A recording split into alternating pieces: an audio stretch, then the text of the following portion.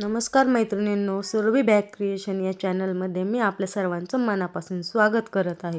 तर मैत्रिणींनो, आज मला पहिल्यांदाच मिळाली होती 10 फ्रीज कवरची ऑर्डर. तर हे सर्व कटिंग्स फ्रीज कवरचे आहे आणि हे फ्रीज कवर डबल डोअर फ्रीजचे आहे. तर मैत्रिणींनो, हे जे बॅगचं मटेरियल आहे हे वॉटरप्रूफ आहे आणि हे बॅगचं मटेरियलच मी फ्रीज कवरसाठी यूज करणार आहेत. तर फ्रीज कवरच्या साईड पार्टची जी लांबी आहे ती 21 इंच आहे आणि उंची ही 7 इंच आहे. तर मैत्रिणींनो, दोन्ही साईडचे 2 पार्टला आपल्याला मेन फॅब्रिक आणि अस्तर एकत्र करून त्याला ब्लॅक कलरच्या पायपिंगने आपल्याला कव्हर करून घ्यायचं आहे, जेणे की त्याचे रफ एजेस बाहेर येणार नाहीत आणि पायपिंग केल्याने त्याचा लुक सुंदर असा येतो. आणि पायपिंग करून झाल्यानंतर आपल्याला त्याचे राहिलेले तीनही बाजू ज्या आहेत त्या आपल्याला स्टिच करून घ्यायच्या आहेत आणि स्टिच करून झाल्यानंतर त्या सगळ्या बाजूचे आपल्याला एक्स्ट्राचे जे कापड आहे ते कट करून घ्यायचे आहेत.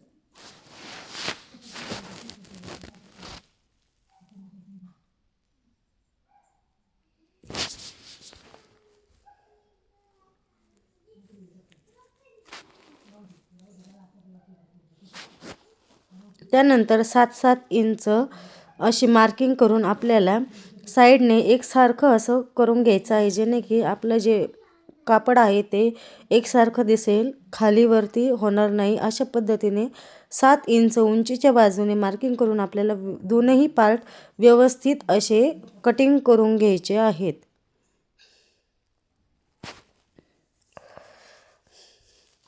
त्यानंतर 21 इंचची जी बाजू आहे त्या बाजूने आपल्याला पुन्हा 7-7 इंचावर मार्किंग करायची आहे. ही मार्किंग आपल्याला साईड पॉकेटसाठी करून घ्यायची आहे. त्यानंतर 21 इंच रुंदी आणि 46 इंच लांबी असं आपल्याला मेन फॅब्रिक आणि एक लायनिंग फॅब्रिक घ्यायचे आहे कटिंग करून.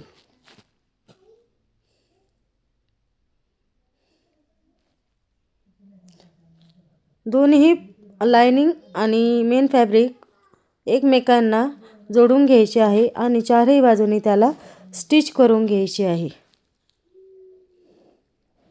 मार्केटच्या फ्रीज कवर हे सिंगल शिलाईमध्ये स्टिच केलेलं असतं, म्हणजे की सगळे पार्ट एकत्र ठेवून त्यांना एकदाच असं स्टिच केलं जातं. त्यामुळं ते दिसायला खूप सुंदर असतात, परंतु टिकाऊपणा आणि मजबूतपणा त्यामध्ये कमी असतो आणि म्हणून ते लवकरात लवकर असं खराब झाल्यासारखं होतं.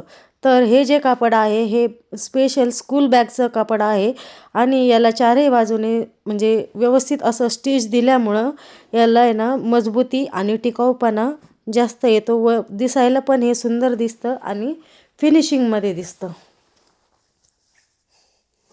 चारही बाजूने स्टिच करून झाल्यानंतर आपल्याला या पार्टचे चारही बाजूचं जे एक्स्ट्राचं जे लायनिंग फॅब्रिक दिसतंय ते आपल्याला आहे ना कटिंग करून घ्यायचं आहे व्यवस्थितपणे, जेणे की करून ते दिसायला पण छान दिसेल. त्यानंतर आपण जे साईडचे 2 पार्ट घेतले होते त्या पार्टवर आपण 7-7 इंचाचं असं मार्किंग केलेलं होतं. त्या मार्किंगवरती आपल्याला पायपिंग घेऊन ती अशी फोल्ड करायची आहे. फोल्ड केल्यानंतर ती आपण जिथं 7 इंचावर मार्किंग केलेलं आहे त्या मार्किंगवर ठेवून आपल्याला ती स्टिच करून घ्यायची आहे.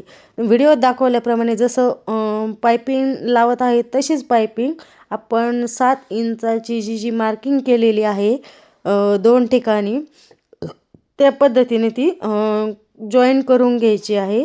आणि त्यानंतर मेन पार्ट घ्यायचा आहे आणि त्या पार्टवर आपल्याला तो साईड पार्ट ठेवून स्टिच करायचा आहे आणि जिथे आपण ब्लॅक कलरची पायपिंग लावली तिथे आपल्याला डबल स्टिच करून घ्यायचं आहे, जेणेकरून ते पॉकेट जे आहे ते व्यवस्थित स्टिच होईल आणि शिलाई डबल दिल्यामुळं ते मजबूत देखील होईल.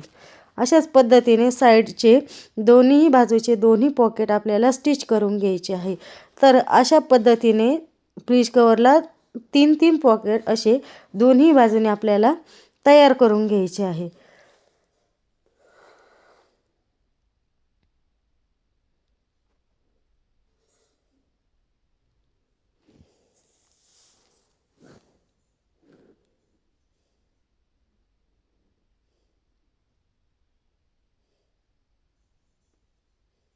पॉकेट स्टिच करून झाल्यानंतर ते जे एक्स्ट्राचं कापड आहे ते आपल्याला कट करून घ्यायचं आहे आणि व्यवस्थित असं सगळं चारही बाजूने त्याला चेक करून घ्यायचं आहे की कुठं कमी किंवा कुठे जास्त असं झालं नाही आहे ना। जर झाले असेल तर ते आपल्याला एकसारखं करून घ्यायचं आहे आणि त्यानंतर आपल्याला पुन्हा ब्लॅक पायपिंगने सगळे म्हणजे मेन फॅब्रिक लायनिंग फॅब्रिक आपण जे स्टिच करून घेतलं होतं त्याला आपल्याला कव्हरिंग करण्यासाठी ही ब्लॅक कलरची पायपिंग आहे ती पायपिंगने आपल्याला कव्हर करून घ्यायचं आहे।